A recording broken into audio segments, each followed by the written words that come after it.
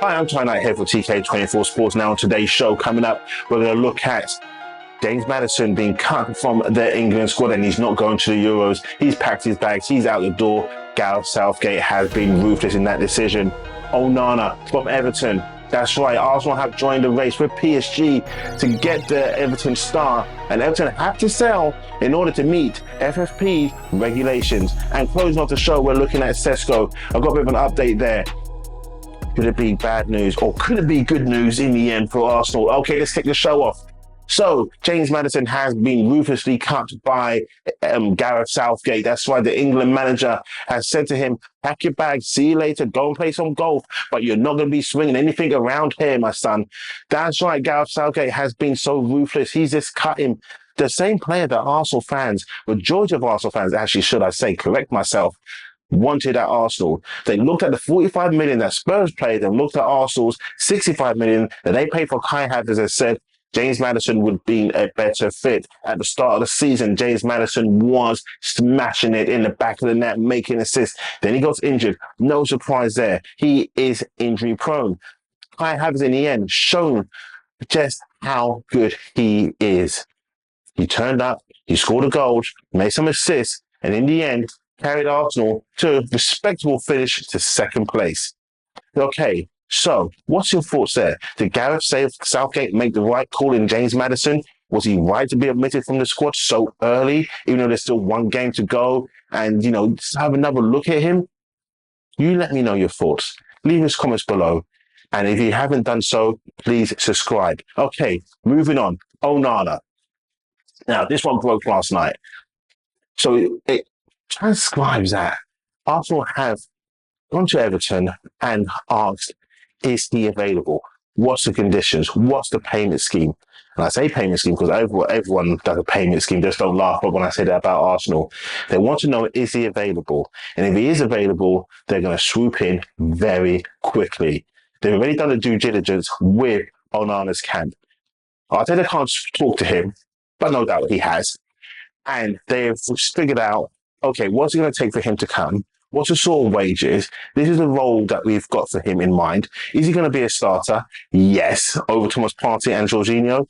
Yes. He will be a starter next to Declan Rice. 6'5", powerhouse. Declan Rice. 6'3", powerhouse. Onana can bring the ball up from the back. He can pass.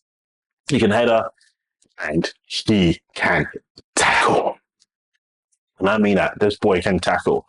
It'll be a good pairing if Rice and Onana team up together. And this deal, if it's close to 45 to 50 million, I can see Arsenal going for this one and pulling the trigger and getting this one over the line. Everton would not really want to keep Onana in the Premier League, but if Onana's preference is the Premier League and PSG don't come up with any funds, he's coming to Arsenal. Plain and simple. It'll be that quick. That quick. Okay. Would you think, or would you like Onana to join Arsenal? What's your thoughts? The reported figure of the 50 million, I think, is going to be maximum that Arsenal will go to. They'll start off with like a £35 million bid, knowing that Everton are in dire straits. They'll try and pull in the likes of a PSG to say, hey, are you interested? And PSG will look and they go, yeah, kind of interested, but Arsenal will just keep the 35 just dangling there. It'll get rejected. Go back in at 40 million, and then that will start the negotiations. But is that sort of fee one that you would say, yeah, let's go for it? Do you think there's other players out there in midfield that would be better suited for Arsenal? That's where you leave your comments below. That's the part now where you get interactive, just like the James Maddison quotes. Get interactive with the Onana quotes. Come on, let's go. And remember, we're on a goal to get to 500 subscribers by the weekend. I wanted it by Friday. It's not going to be possible to get 99 more of you. But it's very possible that we can get half of you, 50 of you, at least by the weekend. If we can do the 500, thank you. Next, Benjamin Sesko. This is going to be so important for Arsenal moving forward. While there are a plethora of loads of strikers out there, actually there's not. You've only got Isak, Toney, Gyökeres, Osimhen that Arsenal have been linked to. And while they have been linked to them, nothing actually has happened. There's been no noise really and truly with all those other players. When I say no noise, Isaac won £140 million, as they're saying that's his fee. Then you've got Osimhen, it's going to be over 110, 120 in euros, that is. Split more. So Isak and Toney, I think you can say goodbye. Isaac and Osimhen, you can say goodbye to those ones. Ivan Toney is 60 million that is now quoted at Brentford one. You got no chance of 1 year left on his contract. The goalscorers one, 80 million, 86 million. Great season, last one. But I don't think Arsenal are too convinced at the moment to pay that sort of money when they can go for a Benjamin Sesko. But now the problem is with the Benjamin Sesko one is RB Leipzig have offered him a new contract. Better terms, maybe better guarantees on his minutes, and no doubt RB Leipzig has put in a hefty release clause, much bigger than what he's got right now. So that could be the problem. Arsenal are up against it big time with Sesko. Has the agent actually just hoodwinked Arsenal and brought them to the table, along with Chelsea and then Manchester United, who have no money to spend at all whatsoever, just to get his client a better deal? And use Arsenal, and everyone uses Arsenal really and truly in the name just to get the clicks and so forth.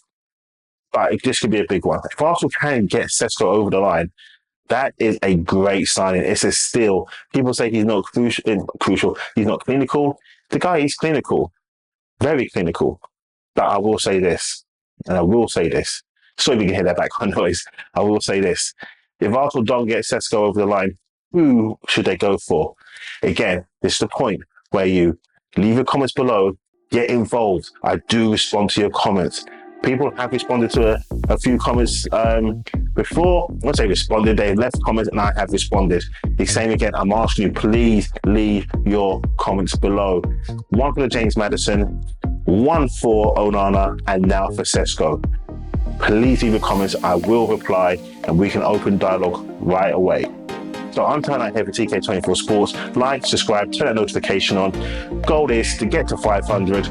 That's my goal. 500 subscribers by the weekend, even by Sunday. That will be fantastic. And I need your help, and I can't do it without you. And the ones who have subscribed, thank you. And for returning to watch my shows. Have a great weekend.